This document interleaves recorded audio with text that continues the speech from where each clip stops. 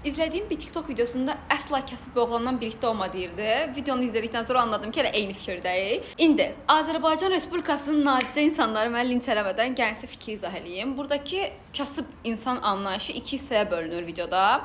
Potensiallı kasıb və potensialsız kasıb. Potensiallı kasıb odur ki, bu insanın pul qazana bilmə, pulu əlində tuta bilmə və pulu artıra bilmə bacarığı var. Yəni ki, hal-hazırda bu insanın maddi vəziyyəti yerində olmaya bilər, amma bunu artıra biləcək potensial ya da əlinə düşəcək pulu dəyərləndirə biləcək bir potensialı var.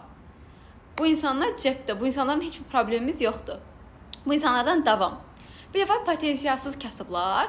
Bu kasıblar əlinə düşən 5 qəpik pulunda 10 qəpiyini xərcləyib 5 qəpiylə bataqda yaşayan insanlardır. Çox vaxt əllərinə keçən pulu ilkin olaraq xərclərə xərcləyirlər və yığım üçün heç bir şəkildə ya da investisiya üçün heç bir şəkildə pul ayırmırlar, ayıra bilmədiyini iddia edirlər və ümumiyyətcə əlində nə pul qazanma bacarığı var, nə qazandığı pul əlində tutma bacarığı var, nə də o pulu artıra bilmə bacarığı var.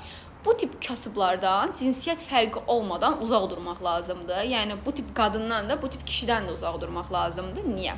Çünki ətrafımızda seçdiyimiz insanlar bizim ətrafımıza yansımamızdır və potensialsız insanlarla bir çevrə qursanız özünüzə, siz də o potensialsızlardan biri olacaqsınız. Ona görə də ətraf çevrənizi düzgün seçməyə önəm göstərməlisiniz.